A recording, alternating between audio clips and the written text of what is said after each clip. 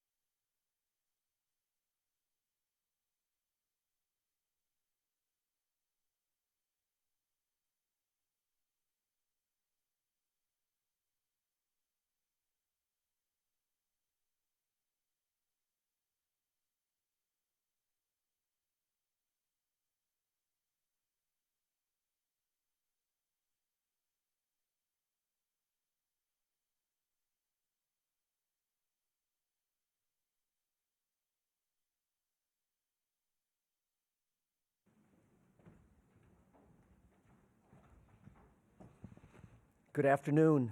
Welcome to Charlotte for the 2024 ACC Basketball Tip-Off. To begin, I'd like to thank each of you for your continuing coverage of the ACC. The promotion and exposure you provide our conference is deeply appreciated. Let me also take a moment to acknowledge the devastation that occurred from Hurricane Helene and what is being forecast as a historical storm in Hurricane Milton. Our hearts and prayers are with everyone who's been or could be directly affected, as well as those with family and friends of loved ones being impacted by these terrible tragedies. Consistent with this time of year, there's always an extra layer of energy and excitement. We are midway through our highly successful fall sports seasons with number one ranked teams in field hockey, women's soccer, men's soccer, and volleyball, as well as 2 football teams in the top 10, and less than a month away from the start of ACC women's and men's basketball. Since my forum remarks in July, the ongoing evolution within college athletics continues. What has not changed is the ACC's position as a healthy and vibrant conference that competes at the highest level athletically, and one where our institutions provide every student athlete with a world-class academic experience. During my remarks in the summer, I spoke about the ongoing emphasis surrounding revenue generation. We remain aggressively evaluating financial opportunities, including any area that potentially enhances our conference revenues, both in the immediate and long-term future of the ACC. One area of focus that many of you have reported on is the league's success initiatives that began this fall. This innovative and progressive new revenue distribution model provides schools with the ability to earn additional revenues through football and men's basketball based on success. These dollars are in addition to the annual per-school distribution. In August, the NCAA Division I Board of Directors voted unanimously to introduce a proposal that would financially reward participating women's basketball programs beginning with the 2025 NCAA Tournament. Units for Women's Basketball is just one example of the elevation and appropriate recognition of women's sports, and an area I've been very vocal and supportive of. Similar to the process for the additional revenues the conference receives in football and men's basketball, and assuming that the vote during the NCAA convention in January approves the additional revenues, we are prepared to include women's basketball as part of our ACC success initiatives. There's certainly great anticipation for the upcoming seasons of ACC basketball, but before addressing our league and teams, let me take a moment to speak about a few areas you might be interested in beyond basketball. The ACC continues to be central in national discussions around identifying solutions to the countless challenges facing college athletics, and among the most pressing is the proposed House settlement. We are pleased that earlier this week, Judge Wilkin took the first major step towards approving the settlement. The agreement will provide unparalleled opportunities for student athletes and offer much-needed transparency and structure on campus, with the end goal being a sustainable model for long-term future of college athletics. To be certain we are laser-focused on the proposed new model, we remain connected with our membership in providing clarity to our schools and our student athletes. Creativity and innovation remain vital to ensuring our schools compete and thrive at the highest level. And because the House settlement cannot alone provide the full resolution that is desperately needed, our federal legislative efforts remain front and center, including congressional help. As I stated in July, and is still consistent today, with multiple ongoing legal cases involving the ACC and two member schools, there remain limits to what I can share on the topic. However, I will restate, we remain confident in our legal position and are prepared for long-term litigation. What we will not do is let the ongoing legal processes distract us from providing outstanding experiences for our student-athletes, teams, and coaches at our 18-member institutions. Now, let's talk about ACC basketball. But I do want to start by asking everyone to join me in remembering Ramey Steins. We lost Ramey in August. He was taken far too soon. He was a highly respected and dedicated official who served the ACC for 35 years, including officiating in 20 ACC and 17 NCAA men's basketball tournaments. A truly remarkable person. Let's take a moment to remember Ramey and his family. Thank you. ACC basketball, the premier conference in all of men's and women's college hoops, is now just 26 days away, and our 36 basketball programs will strive to accomplish greatness. We welcome the Cal, SMU, and Stanford basketball programs, as well as the 7 first-year head coaches, 4 women's and 3 men's, who start their respective tenures this year.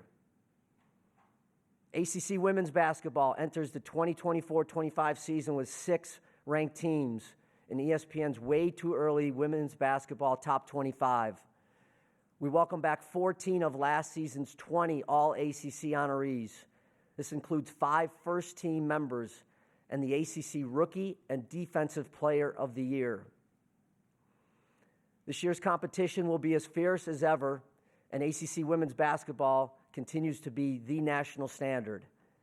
Since 2014, the ACC leads all conferences in Final Four, Elite Eight, and Sweet 16 appearances, as well as NCAA tournament wins. In addition, over the last 6 seasons, the ACC leads all leagues with 48 teams participating in the NCAA tournament. The ACC's 60 victories since 2019 also leads all conferences. At least one ACC team has advanced to the Elite Eight in each of the past 22 NCAA tournaments, which is the longest streak of any conference, with the next closest being at 14. And overall, 10 of our current member institutions have played in at least one Final Four. ACC men's basketball continues to prove itself as the nation's top basketball conference with another dynamic postseason performance to close out last year. As we enter the season, 2 of last year's 5 first-team All-ACC players return. Overall, the league welcomes back its ACC Player of the Year, Rookie, Sixth-Man, and Most Improved Players of the Year, as well as the nation's lone returning first-team consensus All-American. The postseason success for ACC men's basketball is well documented. Last season, 4 teams advanced to the Sweet 16 and 3 to the Elite 8, with NC State moving on to the Final Four. The ACC had the most teams of any conference in both the Sweet 16 and Elite 8 last season. In the last 3 years, 4 different teams have advanced to the Final Four, and the ACC is 33-15 in the NCAA Tournament, both the very best of any conference. Since 2015, the ACC leads all conferences in Final Four appearances with 9, and NCAA Tournament wins with 111, which is 28 more wins than any other conference. 6 different ACC programs, the most of any league, have reached the Final Four since 2015. And the ACC has won 3 NCAA titles from 3 different teams. And if you want to talk about sustained excellence and depth, in each of the last 5 decades, the ACC has led the nation in either NCAA tournament victories and/or tournament winning percentage. Before taking some questions, I do want to share some specifics related to our league's vocal concerns with the lack of recent NCAA men's basketball bids, despite undeniable success of our teams. Last spring, we initiated an extensive statistical analysis with multiple experts regarding our scheduling. This was inclusive of both conference and non-conference games and how that impacts the NCAA net rankings and selection process. Our league formed working groups and engaged in countless discussions with our head coaches and athletic directors. Scheduling remains an important piece, and collectively, our teams have been aggressive. As you look at November and December matchups, you immediately note our teams playing in the most prestigious early season tournaments, as well as meaningful events and marquee games throughout non-conference play. Beyond scheduling, we've been focused on a number of other areas. As I've said before, being one of only 3 conferences with a dedicated, fully distributed national network is significant.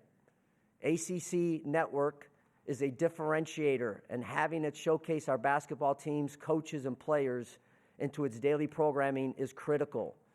We will continue to be aggressive with our television partners in ensuring our ACCN talent, coaches, and players are integrated across all of the ESPN platforms. Internally, we've been working with multiple consultants as well as bolstering our external efforts to make certain our coverage is appropriately reflecting the talent and the teams we have in this outstanding league. We've connected with current and former members of the NCAA committee and NCAA staff to best ensure the conference and our membership understands the metrics and system by which programs will be evaluated. And as a former member of both the men's and women's NCAA basketball committee, I understand this is extremely important. Consistent with previous years and as part of the NCAA Basketball Committee's process, throughout the year we will have regular communication and connection with NCAA committee members. From top to bottom, this league has been undervalued, but it remains clear that the competition within the ACC prepares our teams for postseason play. As I said when I started to talk about ACC basketball, both men's and women's, we have been and continue to be the premier conference. I'm hopeful I was able to address your areas of interest, and now I'm happy to take any questions from the floor. So I'll turn it over to Amy. As a reminder, we've got a couple mic holders here. We'll get to as many questions as we have, but we do have a hard stop because we'll be flipping this room to start the men's press conferences. Take our first question from right here in the middle. Hey, Jim. TJ Wilkerson from the Sports Nerd Podcast. Women's basketball is continuing to grow exponentially. So my question is, are we going to see even more services valued towards showcasing women's basketball? Thank you, TJ. Thanks for being here. I will go back to maybe what I just stated relative to women's basketball and the success that we've had. But we have been aggressive with our TV partners, not only our ACCN network and what we're doing with women's basketball, but with ESPN and the platforms they have, I think we have 27 games or so, women's basketball, which is the most we've ever had on several different platforms. The game has never been better and more exciting. I think last year's NCAA Tournament attendance and NCAA Tournament viewership said a lot where women's basketball has gone. And certainly our conference is, to me, the premier women's basketball conference. Though we want to hold up that trophy at the end of the year. I am really proud of how we've built that. So it really isn't a time to back off on what we're doing and the support we're providing for women's basketball. It's really a chance for us to double down, and that's what we've tried to do in the off season, working with our partners. Take our next question here in the middle. Hi, I'm Destiny Vance with the Juice Network. My question to you, Commissioners, were there any concerns adding the new teams to the conference? Did you say Destiny? Yes. Nice to see you, Destiny.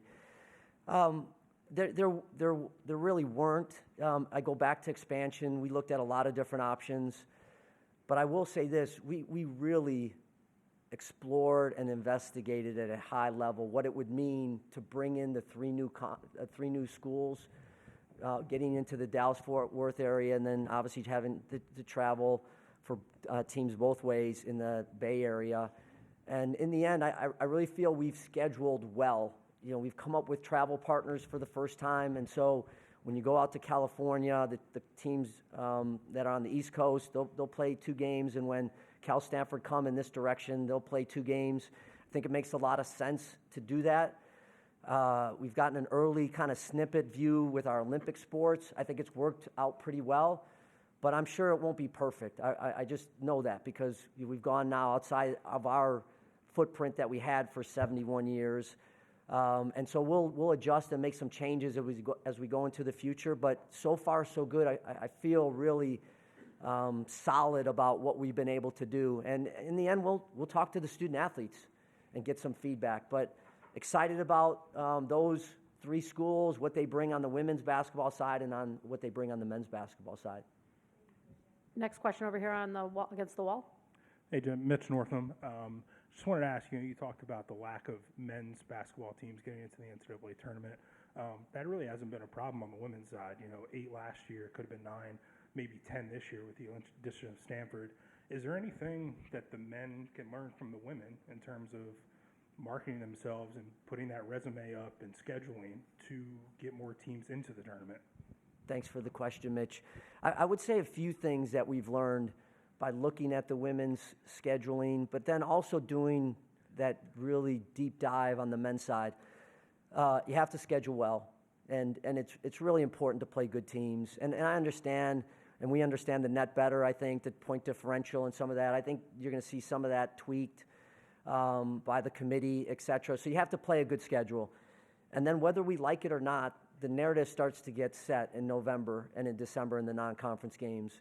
So we have to perform, to me at a greater level. But I would say one of the things that has occurred for us the last several years is we've had a drag at the bottom of the conference very, very directly, where the bottom portion of the conference, and because of rebuilds or new coaching situations or the transfer portal, we've had some teams that have had really difficult seasons that has really influenced and has helped influence some of those rankings, some of the metrics overall that they're looking at. And when I was looking at on the women's side, there didn't seem to be nearly as much over the course of the last several years. But in the end, it's about winning games. It's about what we're going to continue to do with scheduling, and I really believe the bottom of our league won't be maybe as bad or as difficult of a spot as they've been the last several years. And then we're going to be promoting in a heavy way. We just have to. We have to tell our story better. That's on me, and we just have to do that relative to the outlets that we have. We have one of only 3 networks, collegiate networks, but then we have this great partner in ESPN. So I think you're going to see really that ratcheted up, both on the men's side and on the women's side this year. We're going to go in the back to our left, back row. Commissioner Eric Spanberg with the Charlotte Business Journal. Curious, so the 2027 NCAA men's first round is coming to Charlotte. You were a co-bidder with UNC Charlotte, obviously because you're now based here.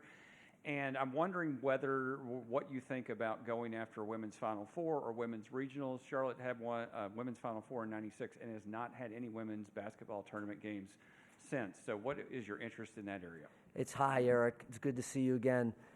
It's high now that we're settled. And I very, very candidly, while we were in transition about where we were going to move and where our permanent kind of offices were, I think we were a little hesitant to reach too far beyond not knowing what the future is. But certainly now that we're located here in Charlotte, we've been here now for 13 months, we have been more aggressive. And I think you're going to see that. I'm not privy to give you all of what's happening, but it only makes sense. And I think in order to get and chase championships, you have to do some things in the first and second round, or maybe in the Sweet 16, Elite 8 rounds, regional finals, etc. So we want to do that. And to that point, I think a good barometer for us this year will be having the men's basketball tournament in Charlotte for the first time since 2019. We'll have a chance to kind of get our feet wet back into this community, see what works, see what doesn't. Great partner with the Spectrum Center and the city of Charlotte.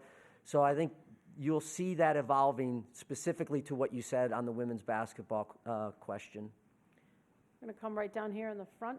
Hey, Jim. Ben Portnoy, SBJ. You mentioned ACC basketball being, quote unquote, undervalued. I guess can you expand on that a little bit and kind of what you mean by that? And then also, as you look at, obviously the outsized impact of football on college sports and leagues in general, how do you kind of balance that with also trying to grow the basketball product as a whole as well?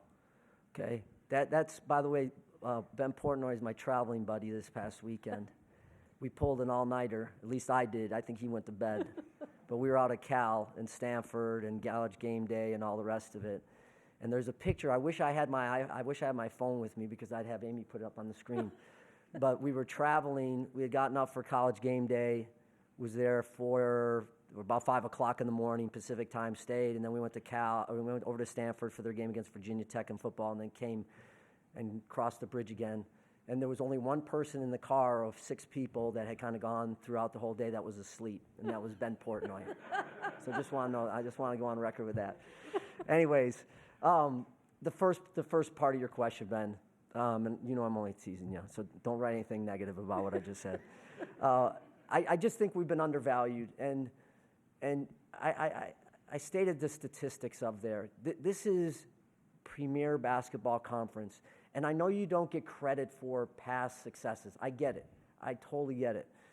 But we just feel like the last 3 years with 5 invitations, each of those 5 years is not reflective of the basketball that's being played in this league, the coaches that are in this league, the student athletes and players that are in this league that are matriculating into the NBA and all the rest of it from a player standpoint. So we have to fix it. Right? That's not the committee's fault. I've sat on the women's basketball committee and the men's basketball committee. That's not, we have to be more intriguing and deserve to be selected than maybe what we've done. And that's why we did a complete kind of rebuild and look at this thing objectively. Don't be sensitive about it. Coaches, don't be sensitive about if we call you out on scheduling and some of those things. So I feel very good about it. Now we have to go play. Now we have to go win games. I think we have the structure in place. We'll promote the heck out of our programs on the men's and women's side. We'll have great platforms for them to play on. Have to win. Have to win. The second piece of that, if you'd repeat that maybe about football, Ben. The impact that football has had, how you kind of balance that with football aspirations with also growing the basketball product. Yeah, that's always the goal. Is you don't want to grow one at the expense of the other, and we've tried to do that simultaneously. I feel very good about where we're at in football. I really do. I mean, we're one of 3 conferences that has 2 teams in the top 10. With there's a 12-team playoff this year. There's still a lot of season left, but I like the way we've gotten off, especially several of our teams. But you got to market and you have to promote and you have to absolutely address and support both of those programs, or all three really, football and men's and women's basketball. And I give our schools an awful lot of credit, because as I travel around during the football season and we have regular communication with our ADs and regular board meetings, I'm hearing of the investments. I mean, the most recent one, as it relates to maybe football, is Georgia Tech. $500 million with stadium and practice area, and I think it's got a basketball practice center attached to it and some of those things. So campuses, local decisions influence it a lot, but from a commissioner level and from a conference level, we try to continue to keep everybody educated about what's happening, not only in our conference, but in the industry. It's kind of a motivator for us. We're going to continue with questions. Like I said, we've got a finite period. There's too many questions in the queue, but we'll keep trying to get through them. Yeah. Let's take our next question from the left side of the aisle. Josh Graham, WSJS. Jim, related to the net, coaches have expressed concern with the 20-game conference schedule, talking about lack of flexibility with non-conference scheduling. How open are you to potentially scaling back to 18? How open is your television partner to that? Yeah, Josh, good question. Good to see you. And I don't think you can be too rigid right now, especially for a league that's had 15 invitations in the last 3 years. We like to stay at 20. It makes a lot of sense because we're playing, we know the matchups are going to be good, two ACC opponents against each other. But I think you take it a year at a time and you look at it. You try not to overreact with maybe a small sample size. But I guess what I would just, again, say, I think you have to be flexible. You have to be open-minded to it. And we'll watch it this year. I know our TV partners like 20 conference games, but I also think you could make some kind of structure in those two games. If you went back to 18, you could mandate that they'd have to be against one of the 3 or 4 or 5 best basketball conferences. It'd have to have a certain maybe net ranking the year before. I mean, I think you could structure in a way where it wouldn't go the opposite direction, where coaches would take maybe the bottom quartile of rankings in the net and allow us still to maintain that commitment to really trying to schedule in a strong way. So we'll watch it. Next question right here on the second row in the aisle. Royal Howell, the Juice Network. Commissioner, you mentioned briefly on speaking with experts on evaluating teams from top to bottom in the ACC. How confident are you that they will actually make the right decision of adding more teams into the NCAA tournament after going through all the metrics, the net rankings, when we've had coaches previously give a lot of frustration on teams not being selected in the tournament? Well, I trust the committee. I do, having sat on men's and women's committees before. We have to do our part. We are going to over-communicate with them. We are going to make sure that throughout the year that we're telling our story about how well our teams are doing. I also think it leads into maybe what you were alluding to.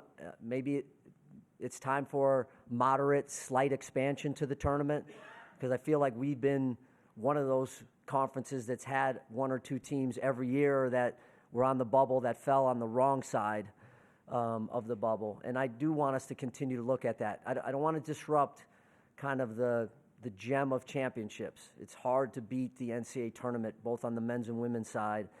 But I am open to maybe expanding it just a tad. That creates just a few more opportunities. Next question right behind. Hi, Mark Berman of the Roanoke Times. To follow up on what you were saying about promoting the men's basketball product better, I guess, it kind of makes it seem like you think the NCAA committee is susceptible to spin in a PR campaign as opposed to just how you do in November and December. Can you kind of explain what you think of promotions, how you think that might actually sway an NCAA committee? Well, I think we have a lot of smart people in college basketball, and I think the committee is a smart group of individuals. They expanded the committee, I think, from 10 to 12. Whether I don't know, you have to decide whether people are swayed with what you write or not, and what you state. But I think it's a forum for us to utilize in order to tell our story. Maybe Maybe they believe it, maybe they don't, maybe they listen to it, maybe they don't. It will come down to facts. But I think you have to make sure that you're telling your story in a position of strength. And that's what I want us to do. And maybe you will feel individually that maybe we only deserve whatever number that is when we feel like we deserve one or two more than that. So what I would say to you is it will always come down to the facts. It'll always come down to the metrics that are used to evaluate, your overall resume. But it doesn't hurt when national people and local people are talking about your particular programs. So I want us to be able to do that this year at a higher level than we've done in the past. Far left. Corey Smith with Pack Pride and 24/7 Sports. Jim, you talked a little bit about the depth of the conference as well, but what does it say about a team like NC State that finished, started 8th and 9th in the conference last year in the rankings to be able to make it to the Final Four and be able to make it at that point to get to the NCAA tournament even? Thanks, Corey. Glad you're here. I think it tells you about the league, and I guess that's what I'm trying to state here today. The league is really good, and I think we have been undervalued. And if it wasn't for a bank shot from O'Connell, right? NC State's not in the Final Four. That was a miracle shot, but they certainly strung together, I want to say 9 in a row at that particular time. But we've had 4 different Final Four teams in the last 3 years. That tells you a lot about the league.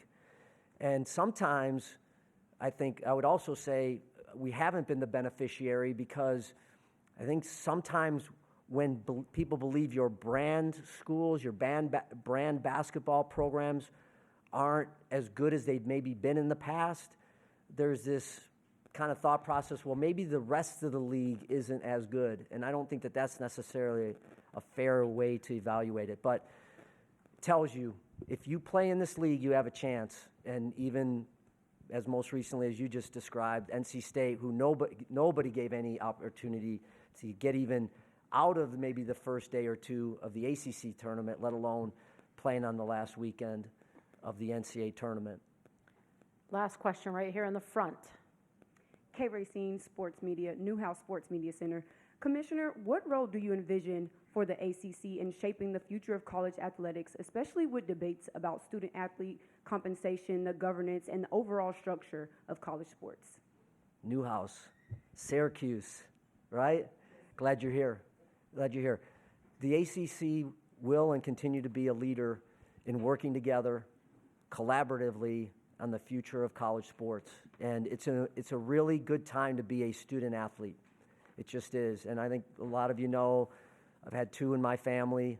One currently still is a student athlete. The other has graduated. The benefits, the support, the opportunity to monetize their name, image, and likeness, the freedom of movement they have, we want to continue to allow that to happen, but it has to be done in a structured way in several different areas. We're reworking the governance structure. We have to look at a new way to handle infractions. What are we doing with our championships? So there's work to be done, and this earlier ruling from Judge Wilkin as it relates to the House case starts us on that path.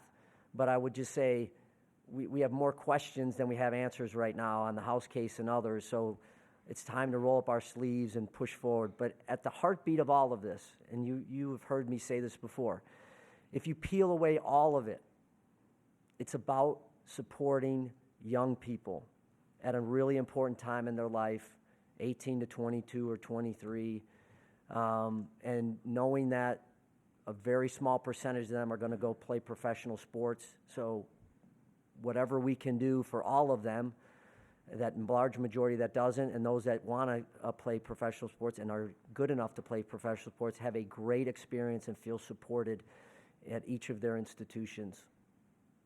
Thank you. Thank you very much. As a reminder, we will flip this room. Our first set of men's coach and player will be in here shortly. Again, as a reminder, if there's anything that we can be helpful to you throughout